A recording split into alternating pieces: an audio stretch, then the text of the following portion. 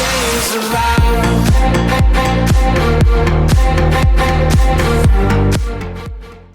Hello and welcome to the Tottenham America channel. Today we will be rating every player's performance from Tottenham's embarrassing 6-1 defeat at the hands of Newcastle United at St. James's Park in the Premier League, as Jacob Murphy scored twice, Joelinton scored once, Alexander Isak bagged twice, and Wilson, the substitute, bagged in the 67th minute to give Newcastle their biggest victory in the Premier League for over 15 years and give Tottenham their biggest defeat in over 9 years in the English top flight. Before we get started, make sure you like and subscribe to the channel if you are a Spurs fan so we can traverse this pain together. Comment down below what your ratings were of these players. And without further ado, we'll start with goalkeeper. Well, more just like player because he wasn't really keeping the goals out. Hugo Lloris.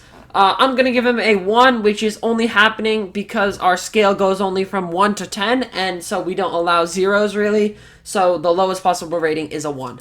Yeah, I'm also giving Lloris a 1. His age has taken a huge toll on him. I think we saw this especially for the Jacob Murphy goal. Yeah. His second one. It was a beautiful strike, nonetheless. But Lloris should be diving. Should be diving. We've seen this from him so many times where he plays too risky, where he thinks it's going to go out because he doesn't make a dive for it. Because he could easily go over there. I think he could have gotten a hand to it easily. Yeah, he has to be quicker. It's a long-range strike, and it's not like it was a bullet. It's like he gives up before the ball he even tries. Yeah. The Jacob Murphy goal in the second minute was also a result of a poor parry. I think he could have done better there. His distribution was terrible, too. Yeah, but the big problem today was just letting in 5 goals within 20 minutes. Not completely his fault because he was kind of left wide open by his defense, but also completely his fault. And he was also the captain, too. Yeah. He needs to step up a little bit. Step up, take responsibility, and kind of direct the Spurs player how to get out of this mess. Yeah. He came off in the 46th minute right after halftime for Fraser Forster. There were a couple of different hypotheses about what happened. Some people are saying an injury. Some people are saying it was actually a bust-up in the squad. And Hugo Lloris kind of refused to come out for the second half. But whatever it was, Forster replaced the Frenchman in the second half. We'll move to Pedro Porro in defense.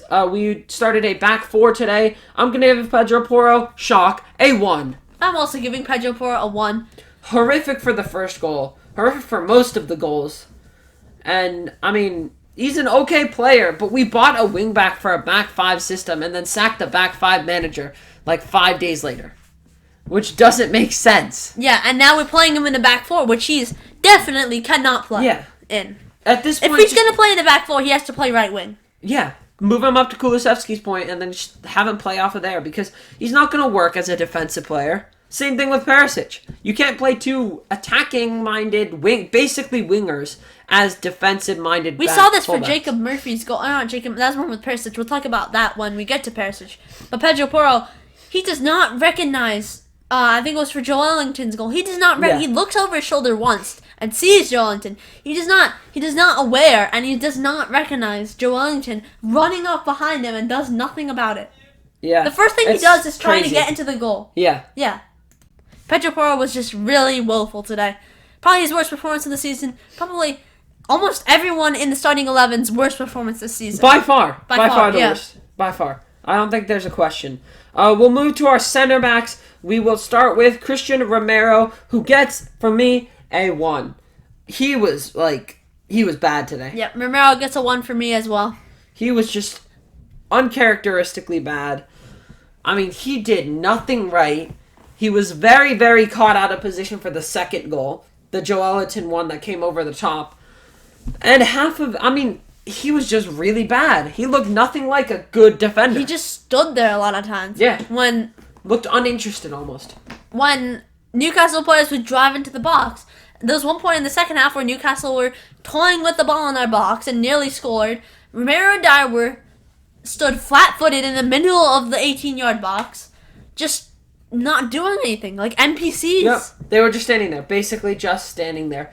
And, I mean, Romero and Dyer together as a center-back pairing in a back 2 is probably as bad as you can get. Romero's fine, but Dyer... Put Longley in there. But Longley, of course, even Longley, I think Longley's better in a back 3 than he is in a back 2. I don't think Longley's good enough in a back two because of his pace. He's better used in a back three on the left side. But, I mean, putting a back four against a firing Newcastle team is one of the worst decisions we could have ever done. Play this back four against Bournemouth or Everton or any other team that sits back, not third place Newcastle or fourth place Newcastle or wherever they're placed. That is like the worst decision we could have made. We'll move on to Dyer now. Shock, I gave him a 1 as well. I also gave him a 1.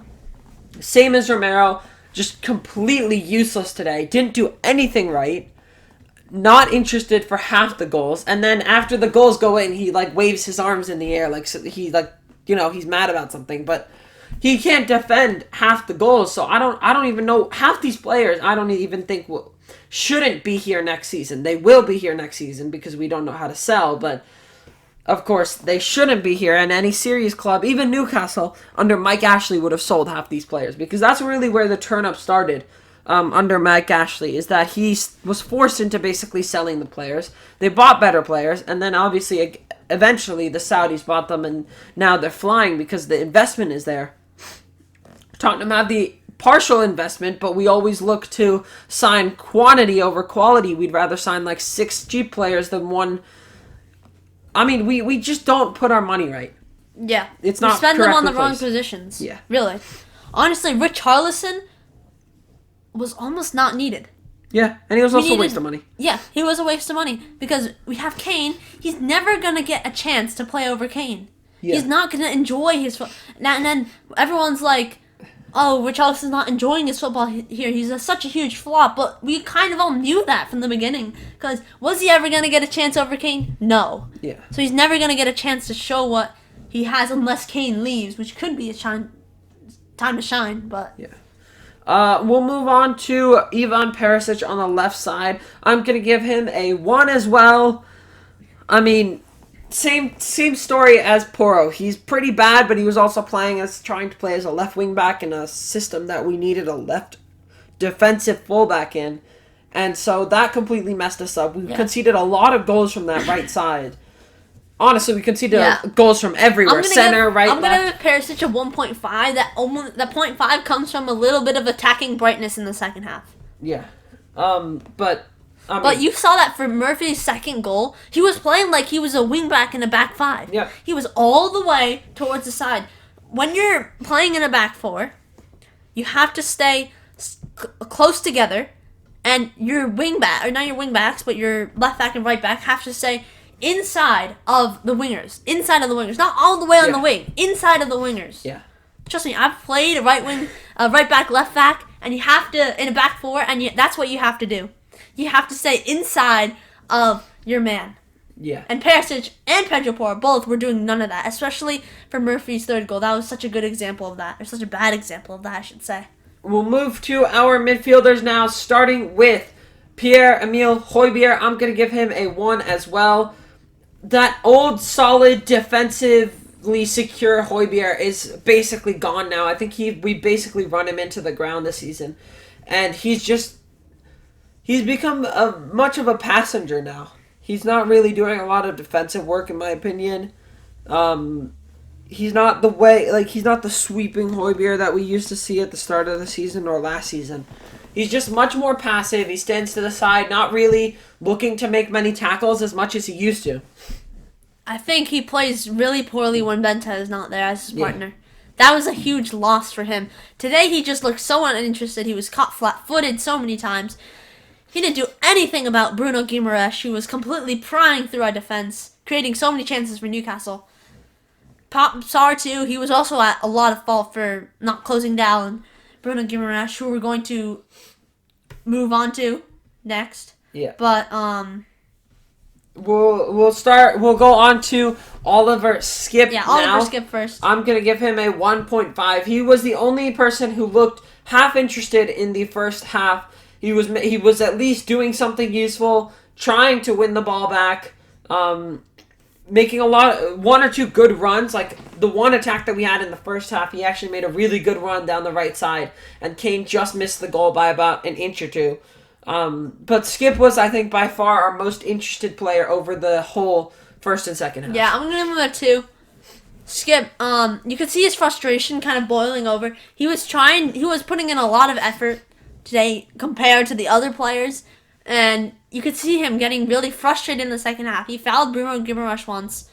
He didn't get carded, but like 5 seconds later, he came in a crunching side tackle on him and got booked. That was his frustration boiling over, and that means he actually cared about the result today and about how poor we played. We're going to move on to Pop Sarr now, who was only on the pitch for 23 minutes. Again, I'm going to give him a 1. I thought he was pretty bad today. Yeah, 1 for me as well. Same thing as Hojbjerg, not closing down Bruno Guimaraes. Yeah. Only 20 minutes of action. I think it was right that he was brought off. Yeah, it's obviously harsh. It was harsh, it was needed. It was needed not really just for Sarr to come off the field, but more for the formation change. Yeah. Because starting with, I think the biggest crime here is how long it took for us to switch from a 5. Yeah, it took us to concede. It took us to 5 goals. concede 5 goals until it took us to realize that it was the back four that was causing us all this trouble. Yeah. I don't know why it took us 5 goals. We could have subbed after the 3rd goal in the 9th minute, but no, we had to wait till we were 5-0 down. And then we can make the subs because there's... I mean, if you're going to make a sub in the 20th minute, that's harsh. If you're going to make a sub in the 9th minute, that's pretty much the same level of harshness. Yeah. So if you're going to make a sub in the 20th minute, and you can make it earlier, and if it's not more harsh, then just make it earlier. Take it back to the Olympiacos game in the Champions League at home at Tottenham Hotspur Stadium. We went 2-0 down within, I think, 15 minutes, and Eric Dyer was subbed off within 20. And we were only 2-0 down. This took us until 5-0 to sub anyone off and change a formation. That is probably the most... I don't even know how to explain it.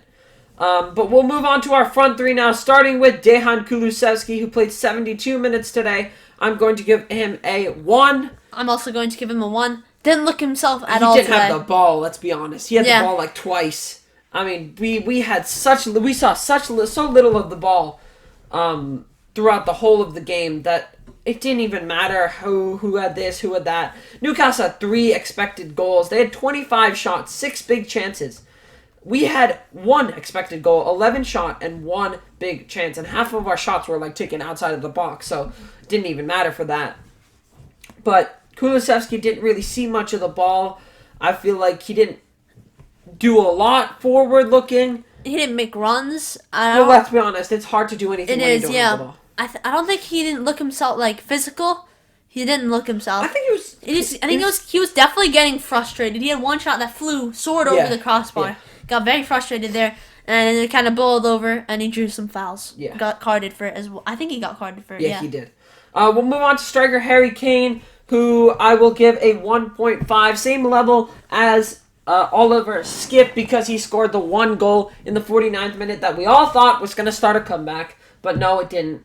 It was a nicely taken goal. Yep, I'm giving Kane a 2.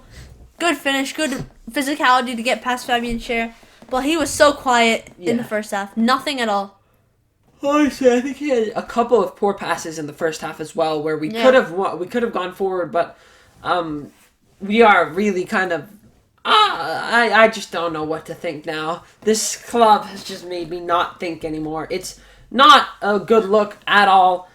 And I don't really know where we go from here. So we'll move on to Son, our left winger. I'm going to give him a 1 as well. Same thing as Kulusevski. He didn't really see the ball much. Maybe he had 1 chance to run through, but he wasn't really being helped by the fact that our defense is absolutely shambolic and they can't do anything half useful. So... yeah, I'm giving Son a 2. He made some decent runs in the second half. Nowhere near enough to get a comeback going. But yet again, everything builds up. All of the stuff comes from our defense. All the troubles. Yeah. Builds up from our defense and up to the attackers. Yeah. We'll move to our substitutes, starting with Davinson Sanchez. 1. Who came on for Sarr. 1. Didn't do anything useful. I mean, we didn't concede for another 30 minutes, so that was half okay. But then we conceded again later in the second half. He didn't. He looked very shaky, like everyone in our team for the entire game. And we'll see Fraser Forster, who came on in the 45th minute right after halftime for Hugo Lloris. I'm going to give him a 1 as well. Honestly, his distribution was 10 times better than Lloris's. Yeah, I'm giving a 2 just for his distribution. You know what? Yeah, I'll up him to a 1.5. His distribution was good. It was a tough goal to concede. Yeah, conceded 1 goal. Really didn't do anything wrong. But still, he's... Just because of the whole team loss, he takes responsibility for the scoreline as well. But, I mean, I'm going to give Forster a little bit of a boost to the fact that he wasn't the main source of problems today. But that is it for rating our players on this absolutely horrendous match as Tottenham encountered their worst loss in over 9 years in the Premier League as Newcastle won 6-1 at St. James's Park against Tottenham Hotspur. If you enjoyed and want to see more Spurs content, although I know half of you don't want to see more Spurs content, but if you want to join some more Spurs fans who want to go through the pain together, make sure you like and subscribe to the channel. Comment down below what your thoughts were on this game, and until next time, come on, you Spurs!